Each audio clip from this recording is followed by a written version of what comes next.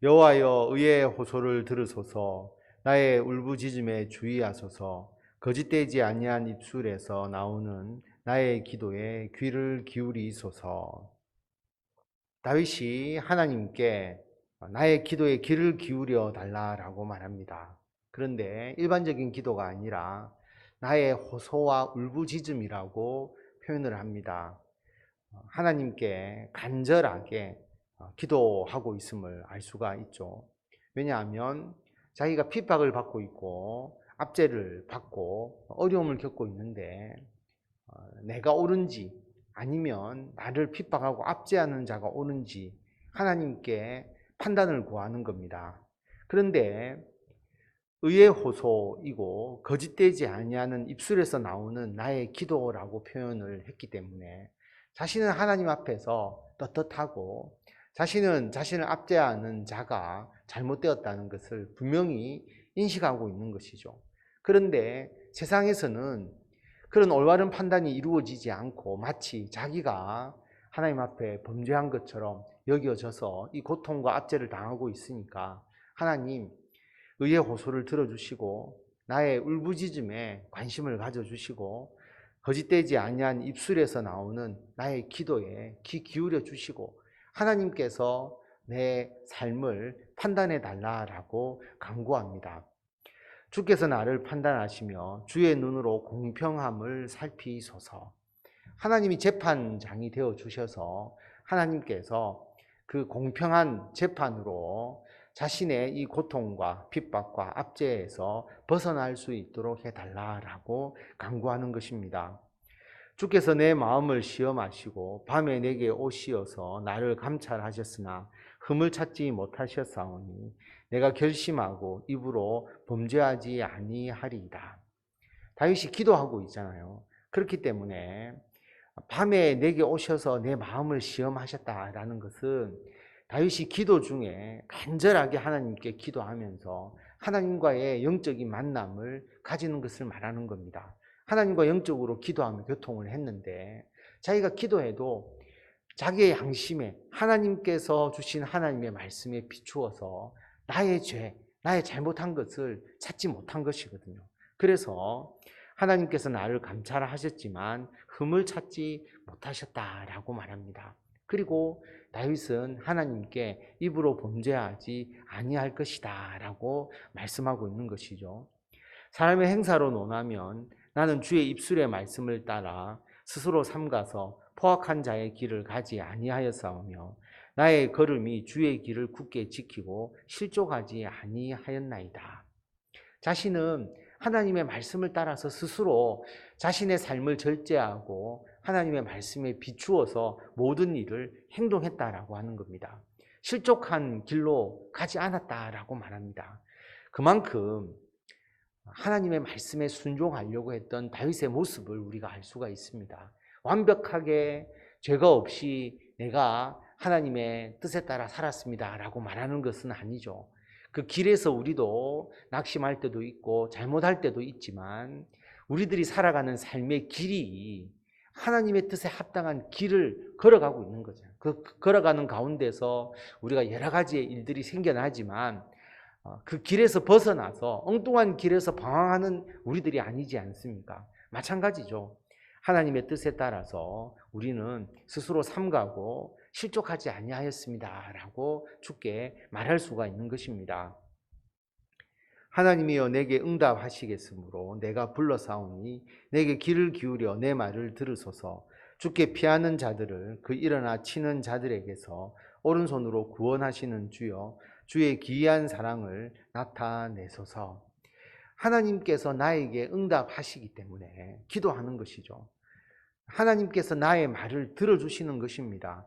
그래서 하나님을 의지하고 어떤 어려운 일이 있을 때마다 하나님께 나와서 기도하면 하나님께서 그 기도하는 자를 치고 기도하는 자를 압제하는 그 손에서 하나님께서 구원해 주신다라고 하는 겁니다. 그게 하나님의 사랑이죠. 하나님께 나와 기도하면 그 기도를 응답하셔서 하나님께서 문제를 해결해 주시는 그 하나님을 믿기 때문에 하나님께 나와 기도하는 겁니다. 나를 눈동자같이 지키시고 주의 날개 그늘 아래에 감추사 내 앞에서 나를 압제하는 악인들과 나의 목숨을 노리는 원수들에게서 벗어나게 하소서. 인간적인 방법으로 이 압제와 이들이 다윗을 죽이려고 하는 그것에서 벗어날 수 있는 방법이 없는 겁니다. 그 정도로 강력하게 다윗을 핍박하고 있는 것이죠. 그런데 자신을 지킬 수 있는 것은 하나님께서 지켜주시기 때문에 눈동자같이 지켜주시고 주의 날개 그늘 아래에 감추어 주신다라고 하는 겁니다. 우리가 순간적 찰나에 눈앞에 뭐가 탁 지나가면 눈이 탁 감겨서 눈동자를 보호하잖아요. 마치 그것처럼 항상 보호해주는 하나님의 손길, 그리고 그 어미새가 그 모든 새끼들을 그 날개 그 품에 다 품어서 지켜주고 또 강력한 힘으로서 새끼를 보호하는 그것과 같다라고 하는 겁니다. 눈동자같이 지키시고 주의 날개 그늘 아래에 감추어서 나를 지켜 주시옵소서. 그리고 그것을 믿고 있는 것이죠. 그들의 마음은 기름에 잠겼으며 그들의 입은 교만하게 말하나이다. 이제 우리가 걸어가는 것을 그들이 애워싸서 노려보고 땅에 넘어뜨리려 하나이다. 마음이 기름에 잠겼다는 것은 무감각하다는 의미입니다. 그들은 무감각하게 교만하게 하나님을 대적하면서 다윗에 대한 압제와 핍박을 가하는 것이죠. 그는 그 움킨 것을 찢으려 하는 사자 같으며 은밀한 곳에 엎드린 젊은 사자 같으니이다. 여호와여 일어나 그를 대항하여 넘어뜨리시고 주의 칼로 악인에게서 나의 영혼을 구원하소서. 사자처럼, 그래서 은밀하게 기다리고 있다가 먹잇감을 사냥하는 사자와 같이 그들이 다윗을 핍박하지만 여호와여 일어나 그를 대항하여 넘어뜨려 주십시오. 하나님께서 싸워주시고 주의 칼로 자신의 영혼을 구원해 달라라고 말합니다. 심판자이신 하나님의 역사를 온전히 의지하고 있는 것입니다. 여호와여 이 세상에 살아있는 동안 그들의 분깃을 받은 사람들에게서 주의 손으로 나를 구하소서. 그들은 주의 제물로 배를 채우고 자녀로 만족하고 그들의 남은 산업을 그들의 어린 아이들에게 물려주는 자녀이다. 이 세상에 악을 행하는 자들의 모습을 보니까 이 세상에 살아있는 동안 그들의 분깃을 받았다라고 하는 것은 악을 행해서 그 악으로 말미암아 부귀영화를 누리고 있는 겁니다. 이 세상에서 받을 수 있는 것은 다 받았다라고 하는 것입니다. 그런데 그 사람들의 그 부와 그 다음에 그들의 권력과 그들의 영화가 한데 그치는 것이 아니라 제물로 배를 채우고 자녀들에게 만족하면서 그 자녀들에게도 그 부가 세습되는 것이죠. 그래서 자녀들도 권력을 가지는 것이죠. 그래서 그들의 남은 산업을 그들의 어린아이들에게 물려주는, 대대로 번영하고 그들의 후손까지 계속 그러한 부귀영화를 누리는, 다시 말하면 이 세상의 법은 세상에서 악을 행하면서 세상에서 자신의 분깃을 다 받아 누리는 것과 같이 그렇게 살아가는 자가 연속적으로 지속적으로 그런 영향력을 가지는 세상이다라고 하는 것입니다. 그러면 그 세상에 대해서 어떻게 할 것인가? 마지막으로 다윗은 이렇게 고백합니다. 나는 의로운 중에 주의 얼굴을 배우리니 깰 때에 주의 형상으로 만족하리이다. 하나님께서 다윗을 구원해 주시고 눈동자같이 지키시고 날개 아래 품어 주십니다. 그런데 세상은 여전히 악한 자가 부귀영화를 누리고 대대손손 그 악을 통해서 그들의 번영을 추구하는 그러한 사회입니다. 그런데 하나님께서 지금 당장 그 모든 것을 바꿔줄 수가 없죠.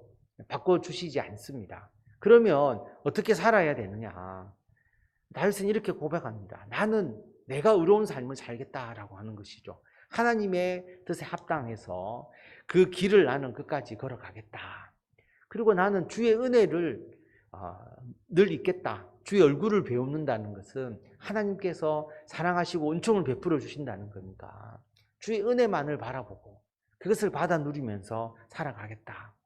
깰 때에 주의 형상으로 만족하겠다. 이것은 두 가지의 의미가 있는데, 죽고 난 이후에 하나님을 만나는 삶을 내가 가장 만족하며 귀하게 여기며 살아가겠다. 또 다른 측면으로 보면 영적으로 하나님과의 만남을 더욱더 분명하게 명확하게 해 나가는 것이죠. 내가 영적으로 더 깨어나서 더 밝아져서 더 하나님과 더불어서 더 하나님과 함께 만남을 통해서 살아가는 삶에 만족하겠다라고 하는 것입니다.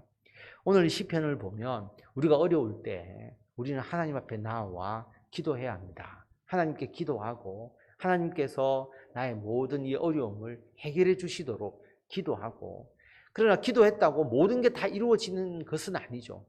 이 세상은 여전히 예수님께서 재림하시기 이전까지는 악과 그리고 여러 가지 죄악이 만연되어 있는 그런 세상입니다.